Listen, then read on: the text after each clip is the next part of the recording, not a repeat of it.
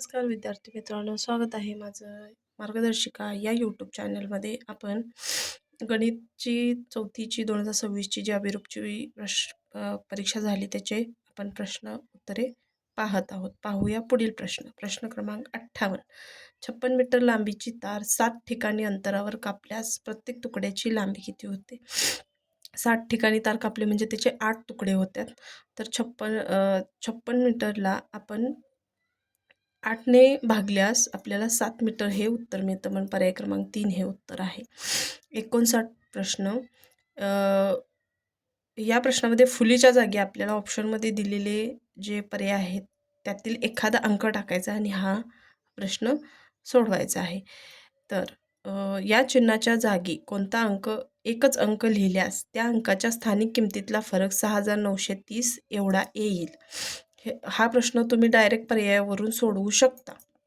त्यामुळे पर्याय क्रमांक 1 7 या प्रश्नाचं उत्तर आहे. खालीलपैकी कोणत्या पर्यायातील संख्यांचा उतरता क्रम योग्य आहे?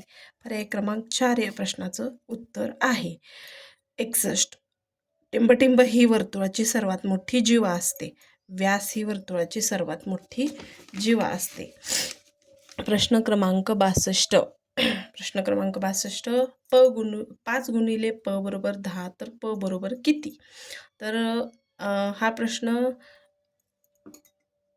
बरोबर चिन्हाच्या अलीकडे 5 गुणिले प दिलं आहे, ते इकडं गुणाकार आहे, ते 5ला दुसऱ्या बाजूला गेल्यानंतर त्याला भागाकार होतो. म्हणून 5ने 10ला भागल्यानंतर आपल्याला पर्याय क्रमांक 4 2 हे उत्तर मिळते. मोठ्यात मोठी 4 अंकी संख्या, लहानात लहान 3 अंकी संख्या यांचा गुणाकार. मोठ्यात मोठी 4 अंकी संख्या 9999 आणि लहानात लहान 3 अंकी संख्या 100 यांचा गुणाकार. पर्याय क्रमांक 2 हे प्रश्नाचं उत्तर आहे. बक्षीस समारंभासाठी गुरुजींनी एका दुकानातून प्रत्येकी 75 रुपये किमतीच्या 6 वह्या घेतल्या, 90 रुपये किमतीचे 5 कंपास आणि 100 रुपयाचे 10 पेन घेतले, तर त्यांनी एकूण किती रुपयांची खरेदी केली?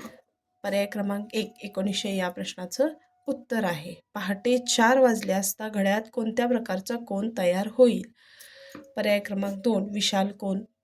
एका चौरसाकृती रुमालाची बाजू 47 सेंटीमीटर आहे, तर त्या रुमालाला चारी बाजूने लेस लावण्यासाठी किती लांबीची लेस लागेल? तर इथं आपल्याला चौरसाची परिमिती हे सूत्र वापरून हा प्रश्न सोडवायचा आहे. तर त्या प्रश्नाचं उत्तर आहे 1 मीटर 88 सेंटीमीटर. 67. खालील आकृतिबंधामध्ये प्रश्नचिन्हाच्या जागी कोणता पर्याय येईल? आपल्याला इथं अक्षरमाला दिली आहे, त्या अक्षरमालेवरून आपल्याला हा प्रश्न सोडवायचा आहे. इथं एकदा अक्षर घेतलेले आहेत, त्याच्यानंतर पहिलं अक्षर जे आहे ते डबल घेतले, नंतर इथं दुसरं जे अक्षर आहे ते डबल घेतले, म्हणून इथं आपल्याला तिसरं जे अक्षर आहे ते डबल येणार. म्हणून पर्याय क्रमांक 1 या प्रश्नाचं उत्तर आहे. खालील आकृतीतील रंगवलेल्या भागाचा अपूर्णांक दर्शवणारा पर्याय निवडा. तर आता ह्या आकृतीमध्ये एका चौकोनाचे 2 भाग केले आहेत. त्याच्यामुळे 1 2 3 4 5 6 7 8 9 10 11 12 13 14 15 16.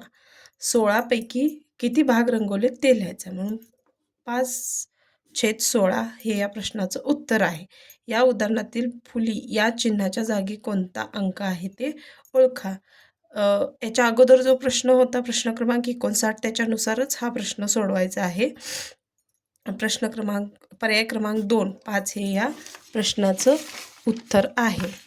70 प्रश्न. बालदिन रविवारी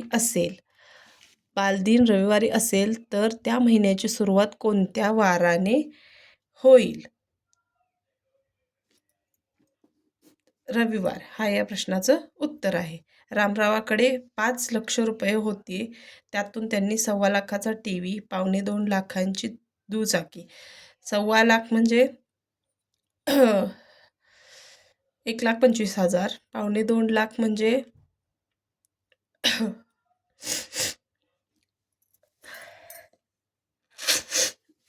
1,75,000 दुचाकीची खरेदी केली, तर त्यांच्याकडे किती रुपये शिल्लक राहिले? मग हे 2.25 लाख आणि 1.25 लाख हे 5 लाखामधून वजा केल्यानंतर आपल्याला 2 लाख ही रक्कम मिळते.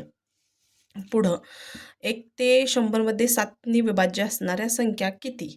तर 100ला 7ने भागल्यानंतर आपल्याला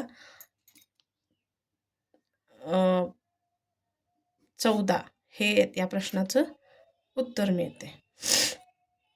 चुकीची जोडी निवडा. यामध्ये पर्याय क्रमांक 3 हे रोमन संख्यावरती प्रश्न आहे. 74 चित्रलेखनाचं निरीक्षण करून उत्तर आपल्याला लिहायचं आहे. तर कोणत्या रंगाला सर्वाधिक पसंती आहे? तर यामध्ये रंग आवडणारे विद्यार्थी दिलेत, विद्यार्थ्यांची संख्या, त्यामुळे निळा या प्रश्नाचं उत्तर आहे. योग्य विधान कोणते? लाल रंग आवडणारे विद्यार्थी निळा रंग आवडणाऱ्या विद्यार्थ्यापेक्षा जास्त आहेत. चुकीचं आहे. पांढरा रंग आवडणारे विद्यार्थी लाल रंग आवडणाऱ्या विद्यार्थ्यापेक्षा जास्त आहेत. चुकीचं आहे. लाल रंग हिरवा रंग आवडणाऱ्या विद्यार्थ्यांची संख्या समान आहे. हे बरोबर आहे. आणि 5 विद्यार्थ्यांना निळा रंग आवडतो, हा पण ऑप्शन बरोबर आहे. तर 2 ऑप्शन बरोबर दिलेले आहेत. तर गणित विषयाचा प्रश्नपत्रिका आपली इथं संपलेली आहे.